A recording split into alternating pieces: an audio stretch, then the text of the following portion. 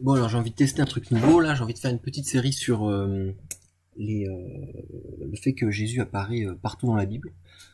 Euh, voilà, donc je vais essayer de faire des petites vidéos courtes sur différents passages quand j'aurai le temps. Donc je vais commencer avec un épisode avec Moïse. Les serpents venimeux et le serpent de bronze, c'est dans Nombre 21. Je vais le lire d'abord dans une traduction assez lisible, Parole de vie, et après on ira sur un site juif. Pour le contexte, c'est Nombre, c'est un livre. Donc le peuple d'Égypte était délivré, le peuple d'Israël était délivré d'Égypte par Moïse et Dieu, et ils suivent, ils vont vers la terre promise, guidés par Moïse et Dieu dans le désert. Les Israélites quittent la montagne de Hor, ils vont dans la direction de la mer des roseaux pour éviter le pays d'Édom. Mais pendant qu'ils marchent dans le désert, ils se découragent. Ils se mettent à critiquer Dieu et Moïse. Pourquoi est-ce que vous nous avez fait quitter l'Égypte? Pour nous faire mourir dans le désert?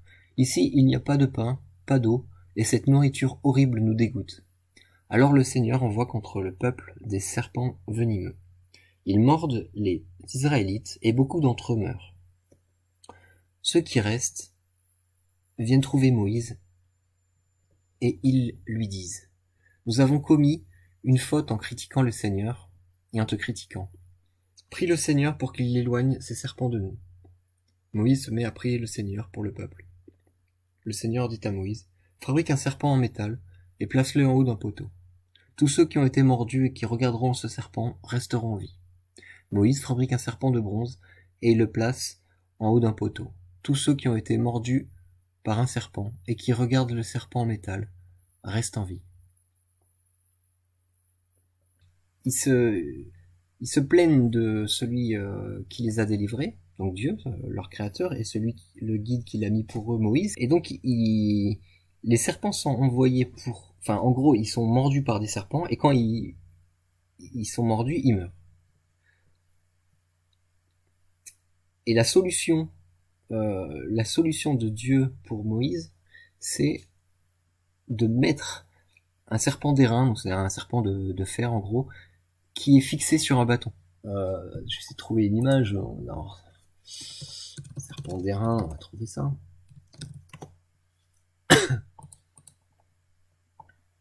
Ouais. Il y a plein d'images. C'est le fameux caducée qu'on voit aussi un peu partout, aux pharmacies, tout ça. C'est ce principe-là. Un bâton avec le serpent. Alors la forme, bon, il n'a pas forcément la tête d'une croix et tout, mais le principe, c'est la croix en fait. C'est quoi? C'est que si on était mordu par le serpent, il suffit de regarder vers le serpent d'airain et d'être sauvé. Et c'est marqué, ils sont sauvés automatiquement. C'est-à-dire que le poison n'a plus d'effet sur eux. Les conséquences, le serpent était là en conséquence de leur péché. Les conséquences de leur péché n'ont plus à être affrontées, ne sont plus mortelles, à partir du moment où eux-mêmes se confrontent à la cause de leur nouveau statut, c'est-à-dire malades. Ils sont malades pourquoi? Parce qu'ils ont maudit l'Éternel. Ils ont maudit celui qui les avait délivrés. Et on va regarder les commentaires de Rashi, qui est pas un chrétien pour être clair. Au verset 9, qu'est-ce qu'il nous dit? Il commente le verset suivant. Moïse fait un serpent d'airain, le fixa sur une perche, et alors si quelqu'un avait été mordu par un serpent, il levait les yeux vers le serpent d'airain, et il était sauvé. Donc le commentaire: il ne lui avait pas été ordonné de le faire en cuivre. Mais Moïse s'est dit: le Saint béni soit-il l'appelle Nahar. Nahar, c'est le serpent. Alors je prononce pas l'hébreu, hein, je dis tout de suite, je vais mal prononcer et tout, mais bon, c'est comme ça. Le Saint béni l'appelle Nahar, donc c'est le serpent ancien, le serpent de Adam et Ève, c'est une référence à ça.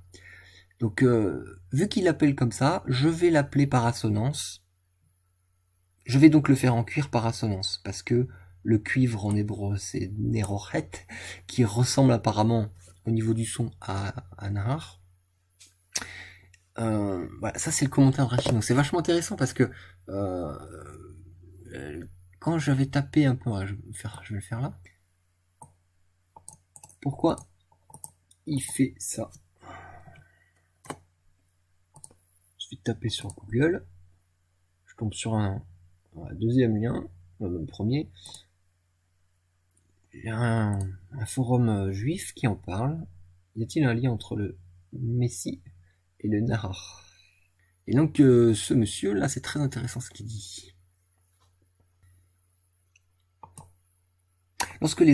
Lorsque l'homme a découvert les métaux, il aurait pu les réserver à une utilisation pacifique. Mais cela n'a pas été le cas. Il les a employés pour faire le mal. Il existe en d'autres termes une corrélation étroite entre le cuivre, le serpent, et celui qui mettra fin à leur utilisation maléfique. Parce que le Messie est censé amener une ère de paix, de renouveau, de fin de la mort, donc une ère de fin de la guerre. Et donc voilà, il met ce lien là, donc le cuivre, le serpent et le Messie.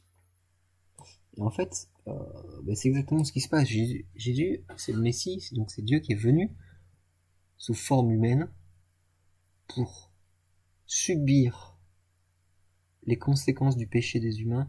C'est-à-dire que la voie qu'ils avaient utilisée, c'est faire des armes et régner par la terreur, par la mort, en crucifiant leurs opposants, par exemple, à l'époque où c'était le cas, où les lapidaient, etc. Donc il va endurer ça, il va être celui qui va prendre le cuivre, vous savez, je l'aborderai à un autre endroit, mais même dans les lettres, c'est l'idée que t'as l'aleph, moi je le ferai une autre fois. En tout cas voilà, c'est vachement intéressant, parce que cette personne-là qu'il faut regarder, ça serait bien le Messie en fait. Donc là on est plus de 1000 ans avant Jésus, hein, pour bien situer. Donc c'est en train d'annoncer, donc pour ceux qui lisent ce texte-là, on va dire 800 ans avant, ils disaient ah ouais, le Messie, il y aura un lien avec le fait d'être fixé sur une perche, on regarde quelque chose et on est sauvé. En fait, c'est exactement Jean 3,16. C'est ce car Dieu a tant aimé le monde qu'il a donné son Fils unique afin que quiconque croit en lui ne périsse plus mais qu'il ait la vie éternelle, qu'il soit plus en train de mourir à cause des conséquences du serpent et qu'il sorte de la mort pour entrer dans la vie. Ça, c'est dans d'autres passages. D'ailleurs, le contexte de ce verset, c'est que Moïse, c'est Jésus qui parle en fait, et qui annonce ce qui va se passer, et que Moïse éleva le serpent dans le désert. Il faut aussi que le Fils de l'homme soit élevé, afin que quiconque croit en lui. Il est vraiment en train de dire, les gars, je sais que vous pensez que je vais régner comme vous l'imaginez, mais je vais régner différemment, et je vais mourir, je vais être élevé d'une certaine façon pour que tout le monde ait la vie éternelle. Mais à ce moment-là où il le dit, à ce moment précis, les disciples et les gens qui l'écoutent ne comprennent pas en fait, parce que eux dans leur tête, ils sont comme les juifs et les musulmans actuellement, hein, c'est qu'ils ont une vision du Messie qui est... Le Messie, c'est celui qui règne sur terre, c'est l'humain désigné par Dieu qui amène le règne de Dieu, le règne céleste sur terre. Ok ? C'est pour ça qu'il y a ces liens entre Dieu et l'homme. Au milieu, il y a le croisement entre le ciel et la terre, en fait. Et dans leur tête, à eux, il va régner comme règnent les hommes. C'est-à-dire, comment il règne un homme ? Il se met en haut, il dit, vous faites ce que je dis, et ceux qui sont pas d'accord, je les mets dehors. Et même pire, souvent les hommes, je les tue. On vient de le lire juste avant. La façon dont règnent les hommes, c'est utiliser le fer, et le fer, le planter contre les autres. Et en fait, Dieu vient régner par une force que le monde ne connaît pas. Il vient prendre sur lui le règne des hommes. Les conséquences du péché, les conséquences de la façon dont les hommes ont régné, Dieu vient se faire assujettir en gros. C'est ça, c'est quoi le symbole des chrétiens ? C'est une croix, c'est pour le monde, c'est une folie. Ton Dieu, c'est un perdant. Mais en fait, là-dedans, il vient crucifier le mal par la force du mal qui est le fer. Donc il se fait pécher, il se fait lui-même l'objet, le bouc émissaire. Moi je rentrerai pas dans tous ces détails cette fois-là, mais en gros, il se fait percer sur cette croix-là comme le serpent. Et ceux qui regardent ça sont comme les gens en train de regarder le serpent. Ils ont un moment où ils peuvent réaliser, mais qu'est-ce qu'on a fait? Comme le soldat romain qui était après le dernier soupir, il dit celui-ci, certainement, était le Fils de Dieu. Et quand tu vois ça, t'es comme le mec en train de l'Israélite dans le désert qui s'est fait mordre par le serpent et on lui dit écoute, tu veux pas mourir, t'as juste à regarder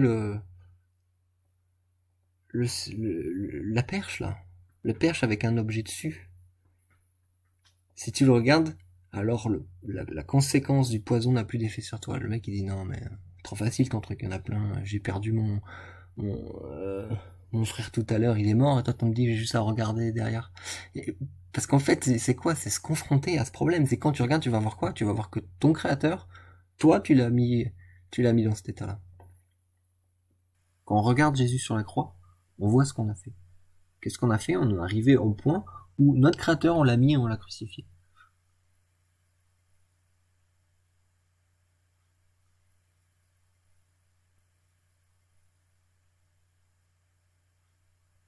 Et ça, c'est son plan pour nous changer. C'est de nous faire réaliser ça et rentrer dans une autre dynamique. Parce que quand on le regarde, qu'est-ce qu'il fait derrière? Il dit, Père, pardonne-leur, car ils ne savent ce qu'ils font.